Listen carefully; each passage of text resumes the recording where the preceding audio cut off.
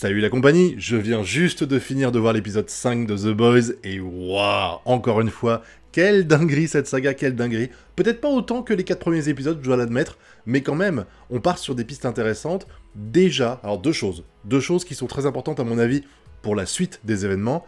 La première, c'est le protecteur qui, à mon avis, a trouvé le moyen de canaliser Ryan. Parce qu'en fait, jusqu'à présent, le protecteur, il essayait plus ou moins d'imposer en fait sa vision des choses à Ryan, il voulait qu'il soit comme ça, etc. Et en fait, maintenant, il a trouvé un autre moyen, il va l'influencer de façon plus discrète. C'est-à-dire que, au lieu de lui dire « fais ci, fais ça », il lui dit « t'es libre de tes choix, mon bon Ryan, mais par contre, ce serait peut-être une bonne idée de faire ça, ou ça, ou ça ». Et typiquement, ce qu'il fait avec le mec, le metteur en scène, là, le gars qu'on a déjà vu à plein de reprises, qui a un gros enfoiré aussi, eh ben, c'est clairement ça. Il va être là à lui dire allez, tu veux faire des choses bien, lui, il embête la nana, fais quelque chose, il veut lui dire, voilà, excusez-vous et tout ça, et lui, il va l'influencer, il va dire, t'as l'impression que c'est vrai, t'as l'impression qu'il le pense, qu'il dit, faut peut-être aller un peu plus loin, et ouais, t'as raison, protecteur, enfin, t'as raison, papa, puis il va plus loin, il fait, ouais, je crois que c'était pas sincère, faut continuer un peu plus, ouais, t'as raison, et il insiste, et à la fin, on commence à avoir un peu les dérapages du protecteur, c'est-à-dire que le protecteur, lui, il s'en fout, il tue des gens comme ça. Il peut pas faire ça avec Ryan, il faut que ce soit un peu plus subtil. Et du coup, il y a l'histoire de, bah voilà, vengez-vous, mettez-lui des baffes et tout ça. Et on se retrouve dans une situation où, en fait, Ryan, il est en train de devenir comme le protecteur. Et c'est vraiment ouf, parce que, avec Ryan, tu sais vraiment jamais sur quel pied danser, parce qu'à un moment donné, je me suis dit, il est en train de s'éloigner du protecteur, il se rapproche de Butcher et tout ça. Et en fait, la nouvelle façon dont le protecteur est en train de l'amener vers lui fait que bah, il va se détourner à nouveau de Butcher, ou plutôt l'ignorer, et rester avec le protecteur, son père, parce que bah, il a trouvé la bonne méthode pour réussir à manipuler son garçon. Parce que clairement, ce qu'il fait, c'est de la manipulation. Il le manipule juste différemment de ce qu'il faisait avant. Avant, c'était plus autoritaire, maintenant, ça sera juste plus subtil, voilà. Il a trouvé le moyen, et il va falloir arrêter ça très vite.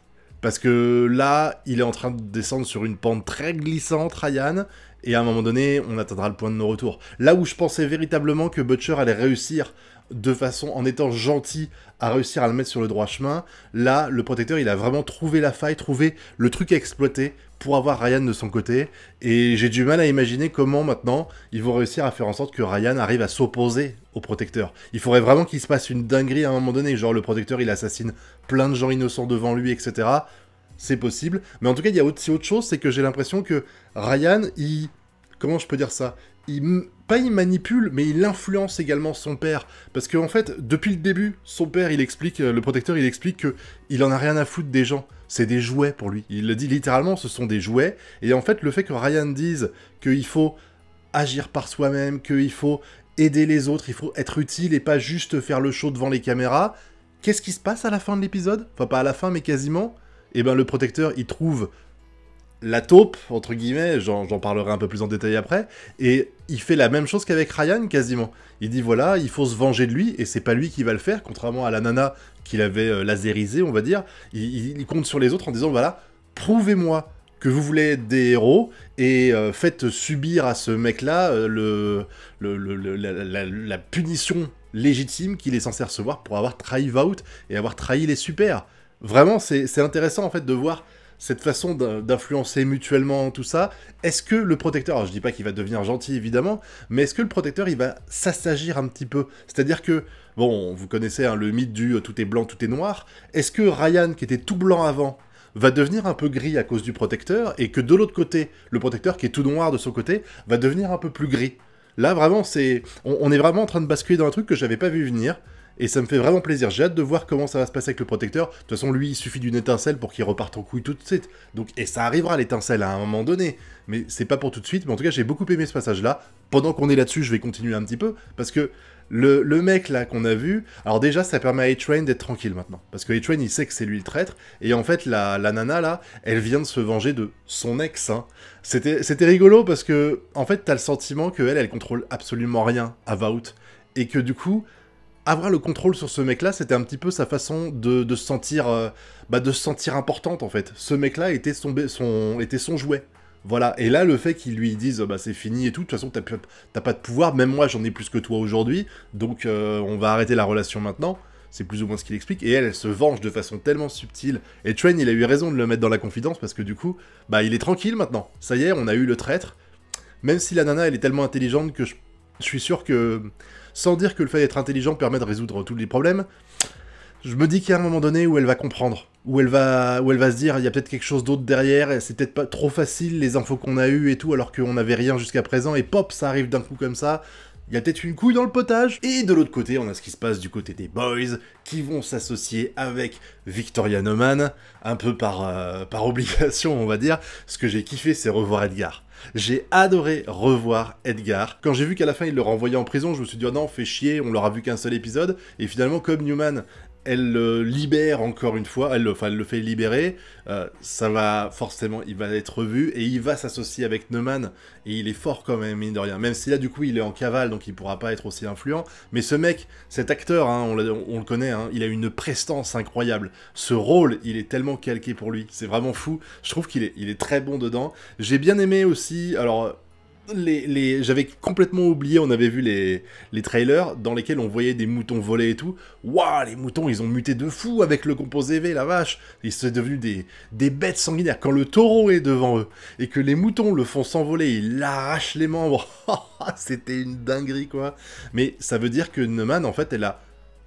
J'exagère, mais elle a des points communs avec les boys.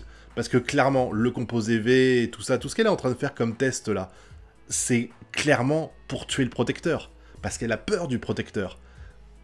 Et c'est l'objectif principal de Butcher. Alors, je sais que, de l'autre côté, Butcher, il veut absolument tuer Neumann, parce que c'est une super, parce qu'elle a fait plein de meurtres aussi, hein, faut être clair, mais il y a des intérêts communs, en fait, qui font qu'ils pourraient s'associer pour réussir à faire ça, et t'as vraiment l'impression qu'il y a un truc qui bloque. Bon, c'est ses pouvoirs et ses meurtres, on est d'accord, mais il y a un truc qui bloque, et ce que j'ai surtout aimé dans cet épisode-là, ça m'a rappelé un peu le premier épisode de la saison 3, c'est que Neumann, on la voit humaine. C'est-à-dire que depuis le début, on la voit, elle est manipulatrice, quand il y a quelqu'un qui s'oppose à elle, elle lui fait éclater la tête, voilà, c'est que ça en permanence. Et là, en fait, le premier épisode, elle est en panique parce qu'elle doit tuer son pote, hein, rappelez-vous, dans la saison 3. Ouais, c'est ça, 3. Et là, ici, elle a son chéri. Alors j'ai bien aimé le coup, je me suis pas fait déflorer à 20 ans, j'avais perdu ma virginité depuis longtemps, ça m'a fait marrer. Genre les illusions paternelles, hein. Voilà, ma fille restera vierge jusqu'à sa mort, hein, on est d'accord. Et là, le fait de la voir totalement déprimée après la mort de son chéri, et la voir, bah, elle retombe dans les bras d'Edgar, je pense que c'est uniquement parce qu'il est mort. Elle a plus de soutien, elle avait ce mec-là en soutien, elle l'a plus, du coup pour compenser ça, bah elle se retourne vers Edgar, même si elle est pas il est pas vraiment mort, on l'a vu, il est pas vraiment mort, ils lui ont carrément coupé une jambe, pour que ça paraisse vrai, hein, et du coup il va continuer de travailler sur le composé V, et surtout sur le virus qui est lié à Goldenkin, vous savez, la série qui était le spin-off qu'on a vu Gen V, qui était sympa, hein, j'avais fait des reviews à l'époque, si vous vous rappelez, mais que je trouvais quand même pas au même niveau que The Boys, mais très intéressant quand même. Après, The Boys met la barre très haut, donc être un peu plus bas, c'est pas très grave. J'étais content de les revoir vite fait, les deux. J'espère que c'est pas juste ça qu'on verra, parce que je rappelle, là, il y a eu plein de trucs, hein. On a vu Tech Paladin aussi, qui était dans Gen V, on a vu pas mal de choses comme ça, mais... Je trouve que si c'est juste ce clin d'œil là qu'ils veulent faire, c'est presque un epic fail de la part de Gen V pour moi, parce que je pensais vraiment que ça allait être lié. On nous avait dit qu'il y allait avoir une personne qui aurait sauvé Godonkin, qui deviendrait membre des 7, finalement ça n'a pas eu lieu. Ils sont 6 chez les 7, et donc je m'attendais véritablement à ce que un des deux allait rejoindre les 7, et pour l'instant ça n'a pas l'air d'être là, j'ai juste l'impression qu'ils ont fait un caméo en fait. On verra, peut-être que j'ai tort, mais j'ai vraiment l'impression que c'était juste un caméo. Par contre, elle est pas censée avoir perdu un bras, la meuf. Parce que là, elle a deux bras, alors après, elle a un gant, donc ça se trouve, c'est un faux. Mais quand même, ça m'a un petit peu surpris. L'autre était plutôt calme, là, le mec qui est un peu barré quand même, j'ai oublié, c'est Sam, je crois son nom. Il est un peu barré, il avait l'air zen. Cette fois-ci, ça fait un peu plaisir de le voir, de les revoir. Franchement, moi, j'ai bien aimé. J'ai bien aimé les revoir. On verra ce que ça donne pour la suite, et j'espère avoir tort, et qu'on les reverra de façon un peu plus active, et de l'autre côté, le truc qui était prévisible pour moi, clairement, c'est du côté de Yui et de son père. Alors déjà, les gens qui disaient que sa mère était une illusion de Yui, non, c'est pas parce que c'était le cas pour Butcher qui voit sa femme, pour Yui, c'est pas pareil, et là, il y a eu des interactions qui font qu'on peut pas douter de sa présence physiquement ici. Je me trompe peut-être, hein, on verra, mais je crois qu'elle a parlé avec des médecins à un moment donné, hein, donc ça suffit comme preuve. Mais par contre, le fait qu'à la fin, il doit quand même tuer son père, c'était prévisible à mort, en fait, parce que je me doutais bien que c'était une solution qui était beaucoup trop naïve. On va lui donner du composé V, ça va lui sauver la vie, et tout va bien se passer. Finalement, bah en fait, ça... Je sais pas s'il était déjà malade comme ça, parce que tu sens qu'il a un peu Alzheimer. Je sais pas s'il avait déjà ça, mais je trouve que c'était logique de l'imaginer déraper un peu avec tout ce qui s'est passé, et son pouvoir là, en fait, où il se désynchronise du monde, on dirait qu'il est dans une autre, pas une autre temporalité, mais un autre espace-temps, et quand il revient, s'il y avait des choses au milieu, elle meurt, c'est comme ça qu'il a buté le pauvre mec qui est en train de draguer l'infirmière, la pauvre, hein. Elle est passée d'un plan cul à un enterrement. Voilà, malheureusement pour elle. Mais bon, lui, il meurt, c'était prévisible. J'ai de la peine pour Yui quand même, parce que tu te dis, il a tout fait pour récupérer du composé V pour sauver son daron. Il a pris la décision difficile de finalement pas le faire. Et derrière, en fait, on lui impose cette solution-là. Il y a l'ascenseur émotionnel qui fait c'est bon, il est en bonne santé, tout ça. Et boum, ça retombe direct, il est obligé de tuer lui-même son propre père. Dur quand même. C'est vraiment très dur. Hein. On peut parler aussi, il y a quand même plein de choses. Hein. J'ai dit que l'épisode était quand même léger, mais il y a quand même plein de choses. Le français qui se rend à la police. Encore une fois, j'arrive pas à comprendre où ils veulent nous mener avec ça. Avec cette histoire-là, parce que si le français il se rend à la police et qu'on le revoit plus jamais, ça n'a pas d'intérêt. Je me doute bien que ça sera pas le cas et que ça va servir le propos. On verra pour la suite. Mais par contre, il y a le délire avec Butcher. Quand il y a le lapin, il libère le lapin, tu sens que c'est par empathie parce qu'il a eu du V temporaire. C'était écrit V temporaire, c'est pour ça à mon avis qu'il le libère, il voit que c'est du V temporaire, il lui enlève et il le lâche. Quand il meurt comme ça, et que tu vois les sortes de tentacules dégueulasses qui sortent, j'imagine même pas ce qu'il y a dans la tête de Butcher. Et quand je parle de tête, je parle métaphoriquement là. Parce que le mec doit se dire que ce truc qui a tué le lapin et qui est en train d'essayer de sortir de son corps pour attaquer le reste là, il a la même chose dans sa tête. On a vu là, à chaque fois, on voyait les sortes de veines bouger, c'est clairement ça qu'il a dans sa tête quoi. Comment il va réussir à s'en dépêtrer? Et surtout, qu'est-ce que ça peut avoir pour conséquence derrière? Parce que si jamais... parce que là, le truc qu'on a vu, là, c'est sur un petit lapin. Mais imaginons, là, avec tous les animaux qui sont nourris avec le composé V qui était dans le sol, imaginez, ça fait plus de choses encore. Imaginez, ce truc-là, il atteint l'eau, et les gens qui en boivent reçoivent du composé V et du coup se transforment aussi en créatures monstrueuses. Parce que c'est pas la même chose. Le composé V qu'ont eu les lapins, enfin pas les lapins mais surtout les vaches, le taureau, les moutons et tout, on sent que c'est pas la même chose parce que le composé V, pour moi en tout cas, il a évolué. Il a évolué, il est dans la terre, il se transmet plus de la même façon et en ayant été enrichi par ce qu'il y a dans le sol, à mon avis, ça a fait ce que ça a fait parce que les moutons, ils ont pas juste eu des super pouvoirs, ils ont muté génétiquement. C'est devenu des carnivores.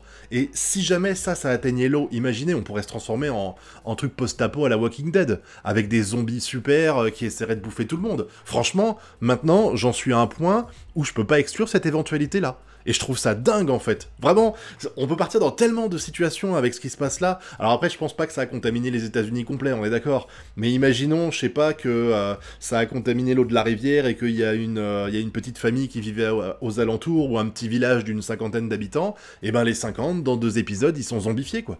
Pour moi, c'est comme ça. Je sais pas si vous le voyez comme ça ou si vous aviez vu venir cette idée-là, mais moi, ça me germe dans ma tête, en fait, de me dire que finalement, ils vont peut-être tous faire équipe pour affronter une menace qui est bien plus grande et qui est due aux expérimentations génétiques sur le composé V, etc.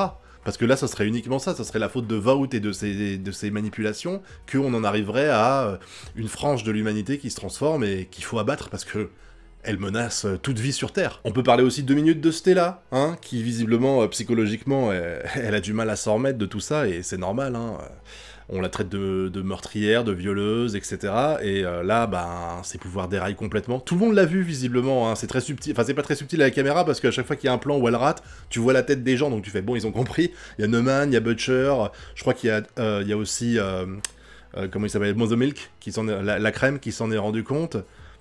Elle va forcément réussir à un moment donné à récupérer ses pouvoirs, genre au moment clé, genre tout le monde est sur le point de mourir, il faut qu'elle ait ses pouvoirs pour sauver le monde, ou pour sauver ses camarades, et patatras, comme de par hasard, elle récupère ses pouvoirs pile à ce moment-là, hein, j'imagine bien les choses comme ça, mais vraiment on est dans une situation, je répète ce que j'ai dit la semaine dernière, parce qu'en fait c'est littéralement pareil pour moi, où j'arrive pas à anticiper ce qui va se passer, et j'adore ça, parce que non seulement j'arrive pas à l'anticiper, mais en plus, non seulement c'est surprenant, mais je trouve que ça reste cohérent quand même. Parce que des fois, quand c'est surprenant et que ça n'a pas de sens, c'est complètement con. Mais là, vraiment, il arrive à me faire partir, à part pour Yui, où je me doutais avec le daron, mais il arrive à faire partir dans une direction que j'avais pas vu venir, et où vraiment, je suis là, si on me demande qu'est-ce qui va se passer au prochain épisode, je dirais, j'en ai aucune idée. J'en ai aucune idée, mais je trouve ça super cool, en espérant vraiment qu'on continue sur cette lancée-là. Il reste que 3 épisodes, malheureusement, 3 épisodes, donc il va falloir Va falloir bien en profiter, on aura l'occasion de toute façon d'en parler ce soir en live Twitch, je rappelle que je suis sur Twitch tous les soirs à partir de 22h30 environ, donc n'hésitez pas à passer, il doit y avoir le lien dans la description, et puis donnez-moi votre avis sur cet épisode-là et sur ce que, à votre avis, va se passer dans les prochains épisodes, puis vous connaissez la chanson, pouce bleu, abonnement et partage, et nous on se retrouve bientôt pour de prochaines vidéos. Tchuss!